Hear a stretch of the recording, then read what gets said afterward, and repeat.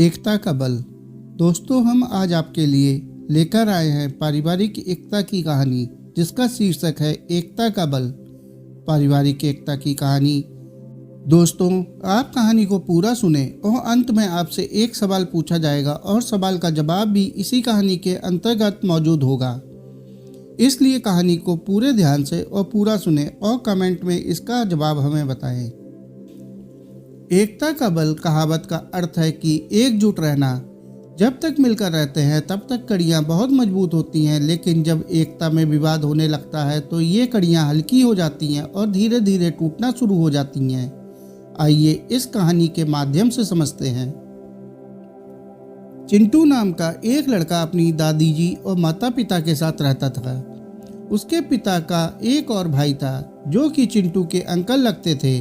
उसके परिवार में केवल 5 ही सदस्य रहते थे, लेकिन अभी सिर्फ 4 ही रहते हैं क्योंकि चिंटू के अंकल उनके साथ नहीं रहते। क्यों नहीं रहते हैं, इसका कारण कहानी के अंत में मिल जाएगा।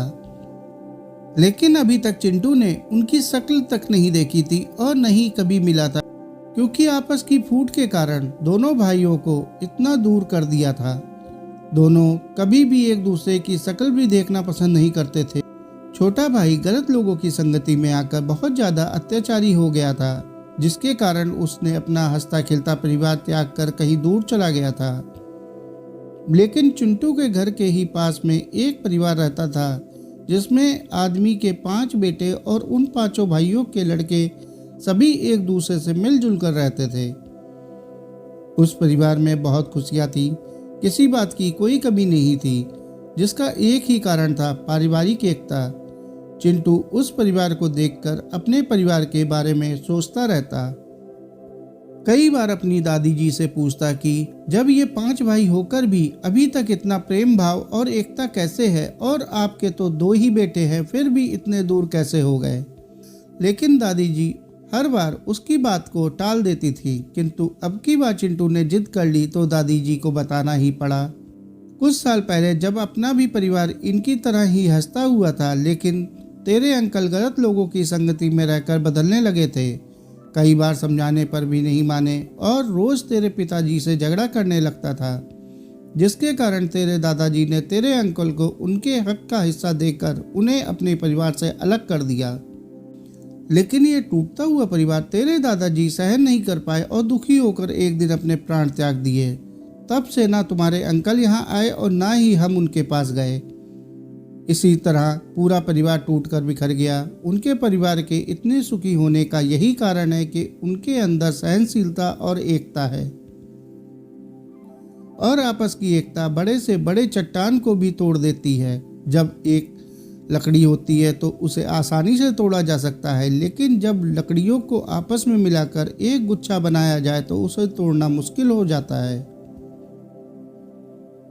ठीक इसी तरह जब परिवार वाले मिलकर रहते हैं तो उनके बीच फूट डालना भी मुश्किल होता है और उनका परिवार हमेशा फूलों की तरह खिलता हुआ रहता है।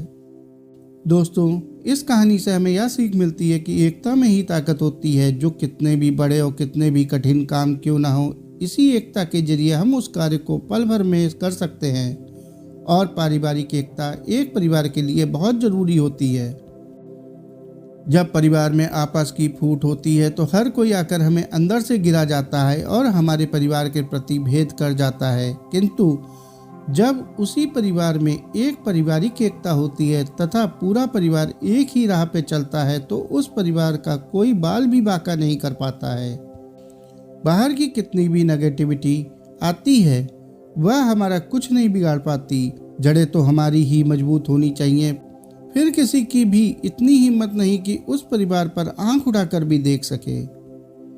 दोस्तों, आज का सवाल हमारा यह है कि इस कहानी में जो चिंटू हैं उसके पिताजी के कितने भाई थे। आप हमें कमेंट के माध्यम से जरूर बताएं। दोस्तों, मैं उम्मीद करता हूं कि आपको हमारे द्वारा सुनाई गई यह कहानी पसंद आई होगी। यदि कहानी पसंद आई है तो कहानी को लाइक और चैनल को सब्सक्राइब कर लें। धन्यवाद।